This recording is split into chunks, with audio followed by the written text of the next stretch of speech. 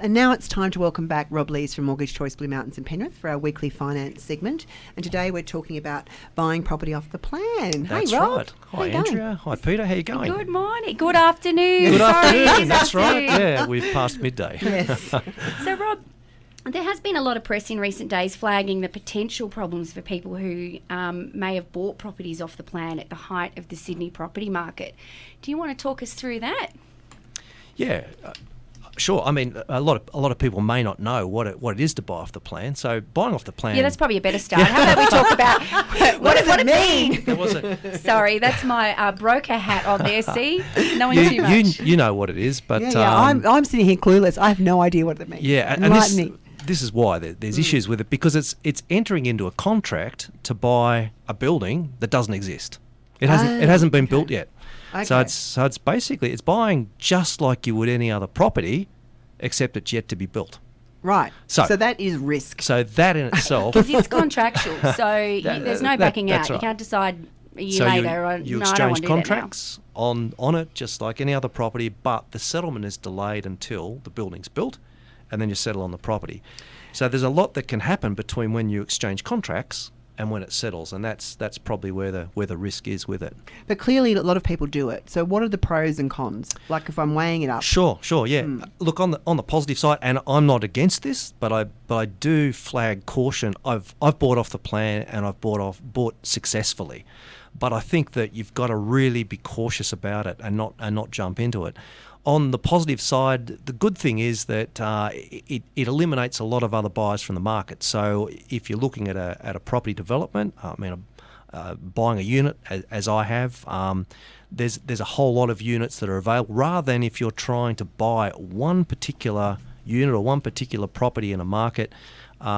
This is a whole new development, so you just say, well, I want one of these, and you're going to get one of them. So it eliminates a lot of other buyers. It's because probably, you don't actually have a visual either, do you? That's so right. It's not something that's completed that you can say, oh yeah, I like that. And it's brand new. People like brand new. It's good for investors that have time to wait. And I suppose what you're hoping for is that you're going to buy at today's prices, and in a growing market, when the property's built, hopefully it's going to be worth more than it is now, although that isn't always the case. Well, I think if you went back, 2007, when the market started to go backwards, there was, we were seeing a lot of properties actually worth a lower amount than when they were purchased. So it is a risk that you've got to, I guess, outweigh. That's right. Well, you mentioned, Rob, that you bought off a plan. Yeah. So would you mind sharing a bit of your experience of what your process was?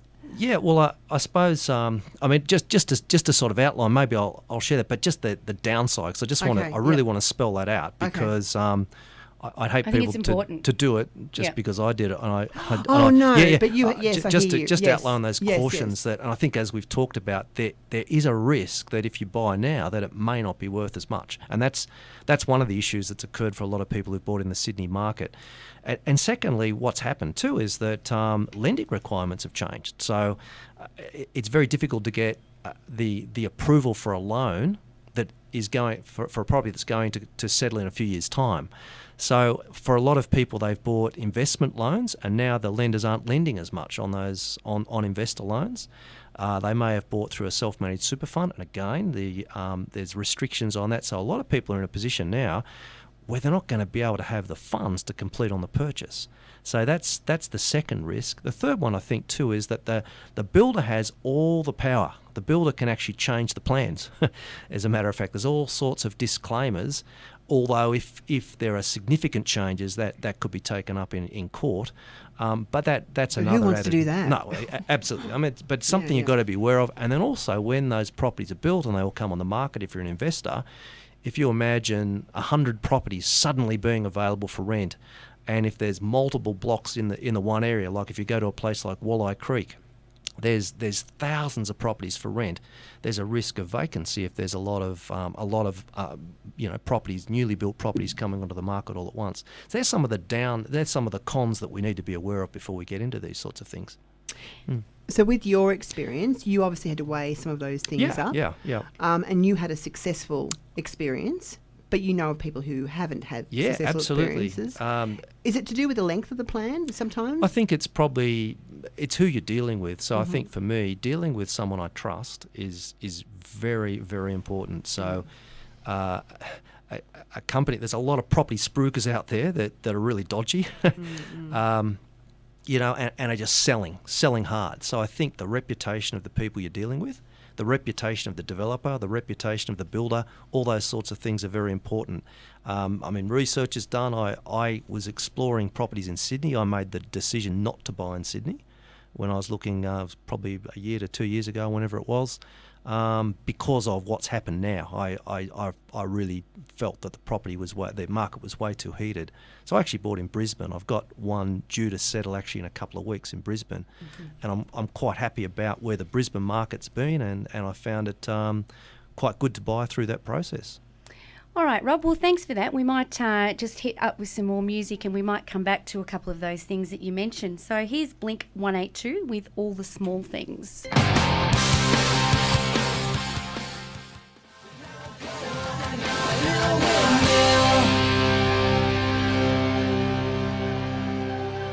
And we're back with Rob Lees from Mortgage Choice Blue Mountains in Penrith. We're talking about buying directly off the plan today. So we've established that there are quite a lot of risks. So right. in summary, what would your advice be? Yeah, I think a lot of care needs to be taken. You know, I'd have to say, and again, I want to reiterate that it's a risky move. It's not right for everybody. Most of the deals that don't work out, when I talk to clients, they bought off the plan somewhere. It's normally because they've been sold to by a property spruiker. So I think the main thing is to get the right advice, to do your own research, to check what's being told to you. I would always go to the site. I wouldn't just buy without seeing. I'd go to that area, have a look around, get a feel for it. And I think you do need a little bit of a buffer built in. So when it comes to your lending, I think talking that through with your mortgage broker, who'll outline some of the risks about it as well as from a lending point of view.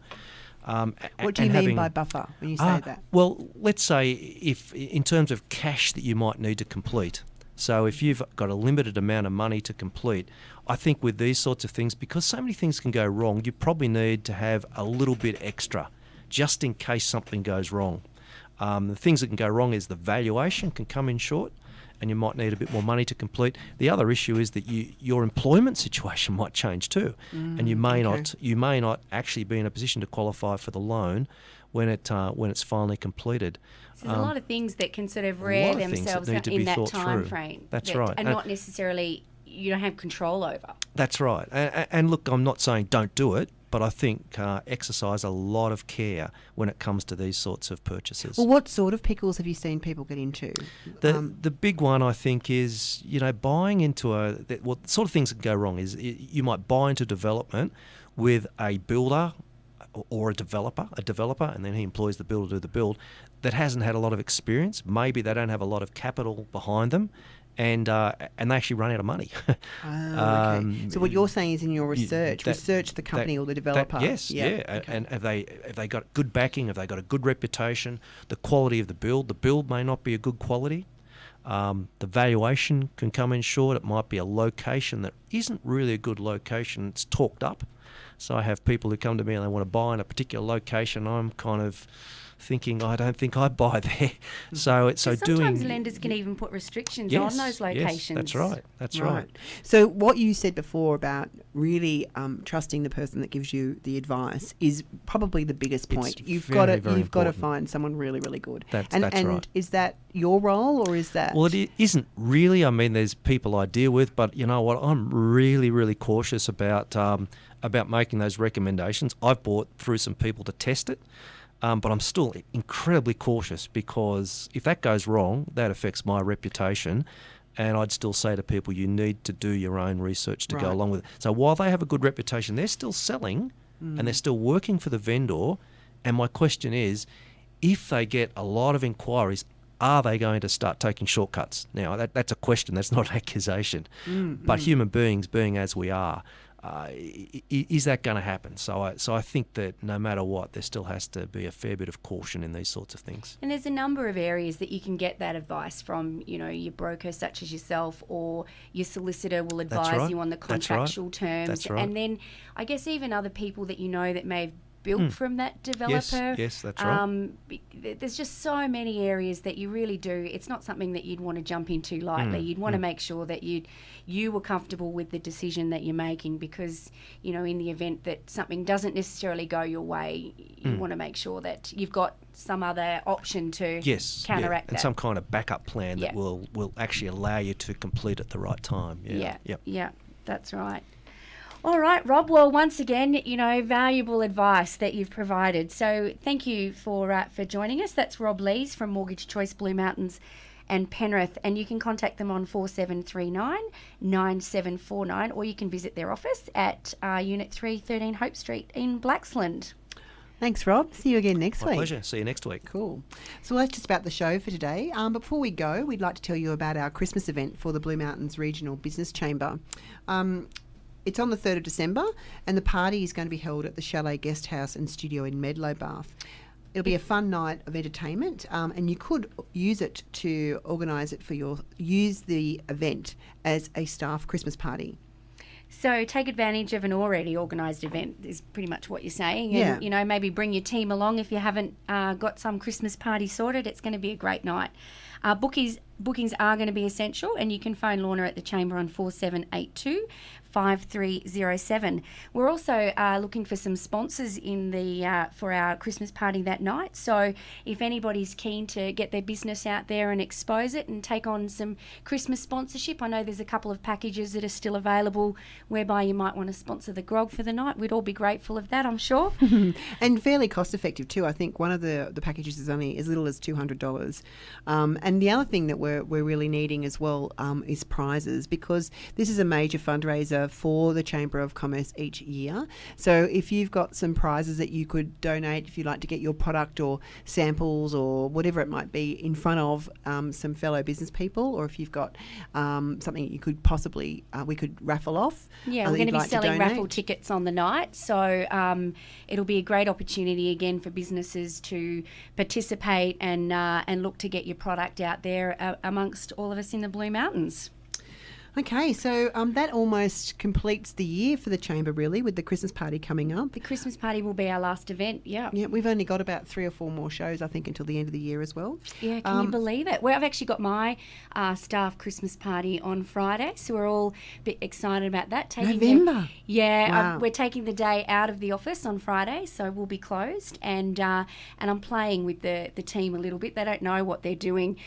They do know that we're ending at Luna Park for a UB40 concert, but we've got the whole day scheduled, and I'm loving messing with their heads. Oh, cool. So you haven't hired UB40 for your own purposes. Please tell me they're playing already at Luna Park. They are playing at the Big Top at Luna Park, so I'm sure I'm only going to know one song. But, Red Wine. That's the one. Is that the only one? Okay, it's the only one I know too. But yeah, we've got a fun-filled day. So if you haven't been as organised as I have, maybe the Chamber is a good option.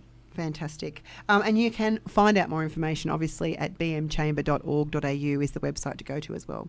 So that's all for the show today. I'm Andrea Turner-Boyes. And I'm Peter Davies, and we look forward to your company again next week. On Radio Blue Mountains, this has been The Business Show.